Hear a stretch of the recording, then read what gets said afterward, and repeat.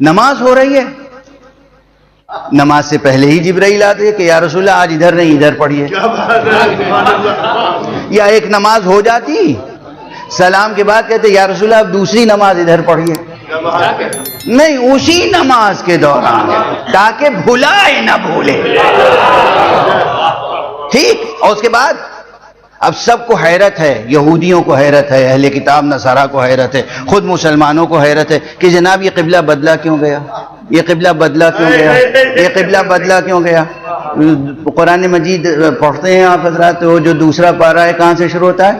سَيَقُولُ السُّفَهَاءُ، یہ جو نادان لوگ ہیں، یہ جو بے عقل ہیں، یہ کہیں گے کہ ما ولاہم عن قبلتہم التی کانوا علیہا، ان کو کیا ہو گیا ہے، کیوں انہوں نے جس قبلے کی طرف پہلے رخ کر کے نماز پڑھتے تھے اسے چھوڑ کے دوسرے قبلے کی طرف موڑ گئے۔ یعنی سوال سب کے ذہنوں میں ہے، قرآن کہہ رہا ہے کہ سوال موجود ہے، اور قرآن جواب دے رہا ہے قد نرى تقلب وجهك في السماء فلنولینک قبلۃ ترضاها، اے حبیب اب میں آپ کو ایسے قبلے کی طرف موڑوں گا جس سے آپ راضی ہو جائیں گے۔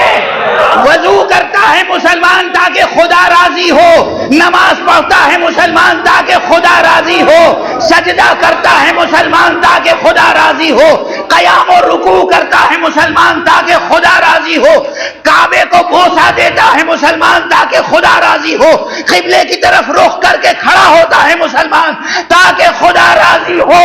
خدا قبلہ معین کرتا ہے تاکہ محمد راضی ہو۔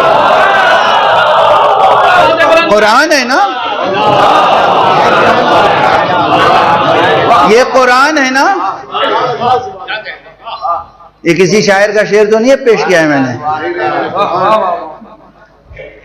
یہ کسی شاعر کا شعر تو نہیں پیش کیا ہے، کسی ادیب و خطیب کا مبالغہ آمیز بیان تو نہیں پیش کیا ہے، قرآن ہے۔ قد نرى تقلب وجهك، اب یہاں ٹھہر کے سن لیجئے کہ یہ استدلال کہاں سے کہتا ہے، مصطفیٰ کی رضا تک بات آئی، یہ وہ قرآنی مقام ہے، مقام مصطفیٰ، جہاں اقبال کا شعر سمجھ میں آتا ہے، خودی کو کر بلند اتنا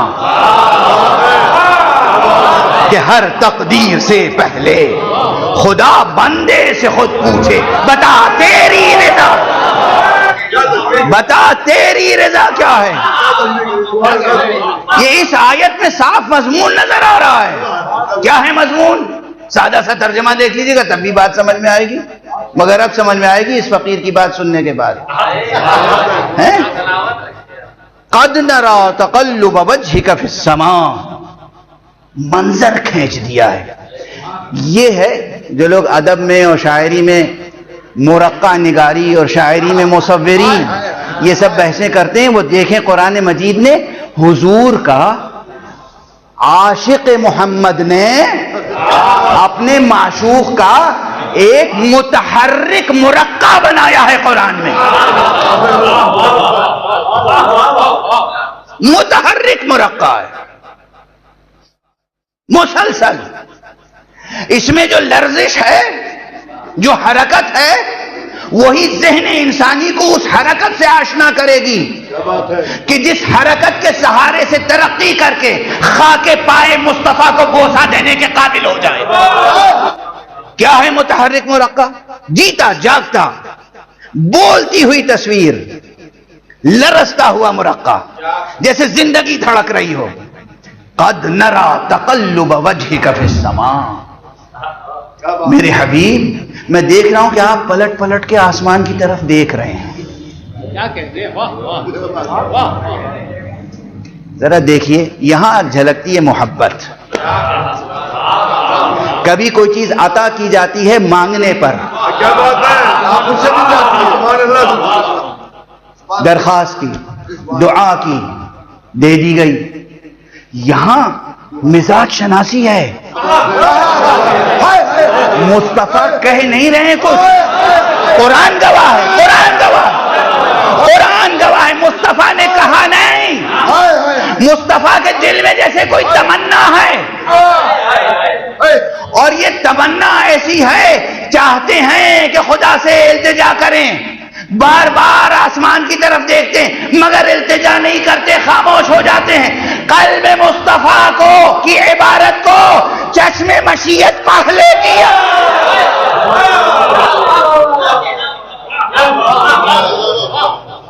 قلب مصطفیٰ کی عبارت کو چشم مشیت پڑھتی ہے. قد نرا، ہم دیکھ رہے ہیں. کیا دیکھ رہے ہیں؟ تقلب وجہک فی السماء، کہ آپ بار بار آسمان کی طرف دیکھ رہے ہیں. کیوں دیکھ رہے ہیں یہ کون بتائے گا؟ اب اس کے بعد جو آگے عبارت ہے بتائے گی فَلَنُوَلِّيَنَّكَ قِبْلَةً تَرْضَاهَا، اب ہم تمہیں ایسے قبلے کی طرف موڑ دیں گے کہ تم راضی ہو جاؤ گے.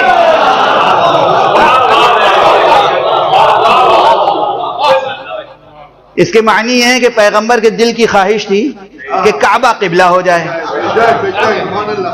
ٹھیک ہے نا، کعبہ قبلہ ہو جائے، یہ پیغمبر کی خواہش. کیسے پتہ چلا؟ اس سیاق و سباق سے. حضور کی خواہش کہ کعبہ قبلہ ہو جائے، یہ اللہ کی مشیت نہیں، مصطفیٰ کی خواہش.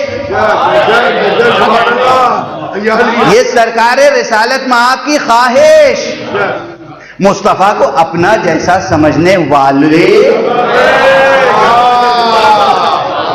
ابھی کبھی آپ لوگوں کی سنی ہوئی اچھی زبان سنا دیتا ہوں. اب میں ذرا سا غصے والی دل کے اندھے،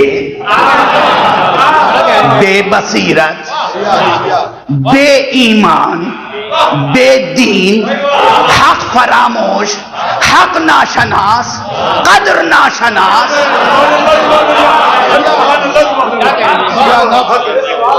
مصطفیٰ کو اپنا جیسا کہنے والے یہ دیکھیں کہ پیغمبر کی کہ دل کی کیفیت پر مشیت کے فیصلے ہو رہے ہیں. اچھا، یہ تو سمجھ میں آ گئی بات بالکل. اللہ فرما رہا ہے ہم دیکھ رہے ہیں کہ تم اے پیغمبر بار بار آسمان کی طرف دیکھ رہے ہو، تو اب ہم تمہیں ایسے قبلے کی طرف موڑ دیں گے کہ تم راضی ہو جاؤ گے. ترضاہا، اس قبلے سے تم راضی ہو جاؤ گے. توجہ ہے، بس اس وجہ میں قیامت تک آپ سرور محسوس کر سکتے ہیں. اللہ فرما رہا ہے کہ ہم اب ایسے قبلے کی طرف موڑ دیں گے تم کو اے مصطفیٰ کہ تم راضی ہو جاؤ گے. ساری دنیا نماز پڑھے گی تاکہ میں راضی ہو جاؤں. میں قبلہ اس لیے مقرر کر رہا ہوں میرے حبیب کہ تم راضی ہو جاؤ. کیا مقام ہے! قرآن ہے نا، اب تو غالب کا شعر نہیں پڑھ رہا ہوں، قرآن ہے نا. اچھا، اب ایک سوال اور آگے کرنے کا مجھے حق ہے یا نہیں؟ یا رسول اللہ آپ کس طرف رخ کر کے نماز پڑھتے تھے؟ بیت المقدس کی طرف. بیت المقدس تو وہ جگہ ہے جہاں سے آپ معراج پر گئے تھے. صاحب معراج کی فضیلتوں میں سب سے بڑی فضیلت تو معراج ہے. تو جہاں آپ کی سب سے بڑی فضیلت جس مقام سے وابستہ تھی اس طرف رخ کر کے نماز پڑھنے پر آپ راضی کیوں نہیں تھے؟ اور وہ وجہ کیا تھی کہ آپ اس طرف رخ کر کے نماز پڑھنا نہیں چاہتے تھے اور چاہتے تھے کہ کعبے کی طرف رخ کر کے نماز پڑھیں؟ وہ کعبہ جس میں 360 بت رکھے ہوئے تھے، وہ کعبہ جس کی طرف پہلے خدا نے آپ کو متوجہ نہیں کیا قبلے کے عنوان سے، وہ کعبہ جس کے سامنے آپ کو اذیتیں دی گئیں، وہ کعبہ جس کے صحن میں، صحن حرم میں آپ کی پشت مبارک پر نماز کی کیفیت میں خس و خاشاک کو ڈالا گیا، آپ کو اذیتیں دی گئیں، طرح طرح کی مشقتیں، اذیتیں، مصیبتیں جس خانہ کعبہ کے اطراف میں حضور پر ڈالی گئیں، اس خانہ کعبہ سے اتنا عشق. اللہ اکبر. یا رسول اللہ یہ بتا دیجئے اس خانہ کعبہ سے وہ کون سی آپ کی خوشی وابستہ ہے جس کی بنا پر آپ چاہتے ہیں کہ یہ قبلہ بن جائے؟ خدا کی قسم، پھر اسی طرح کہوں گا، خدا کی قسم، قرآن کی عنایتوں کی قسم، نبوت مصطفیٰ کی قسم، سینہ پیغمبر میں دھڑکتے ہوئے دل کی قسم، اس دل کی معصوم تمنا کی قسم، اور کوئی راز ہو نہیں سکتا سوائے اس کے کہ پیغمبر کہیں تمہیں راز نہیں معلوم، میں توحید کا پیغام لے کر ضرور آیا تھا مگر اس پیغام کو کی حفاظت کے لیے طاقت ہمیں یہیں سے ملی ہمیں علی تو یہیں سے ملا، امیر المؤمنین کی ولادت تنہا وہ خوشگوار واقعہ ہے، وہ عظیم واقعہ ہے، وہ روحانی مسرتوں سے بھرا ہوا واقعہ ہے کہ جس کی بنا پر پیغمبر یہ تمنا فرما رہے ہیں کہ پروردگار قبلہ خانہ کعبہ ہو، کہہ نہیں رہے زبان سے، کیا بات ہے، سبحان اللہ. ساری لطافت یہاں ہے، لطافت محبت، لطافت عشق، ساری لطافت یہاں پر ہے، ساری لطافت یہاں پر ہے کہ پیغمبر کہہ نہیں رہے زبان سے کچھ، اور پروردگار قبلے کو موڑ رہا ہے اس لیے تاکہ حضور راضی ہو جائے، حضور راضی ہو جائے. اور اسی لیے بس اب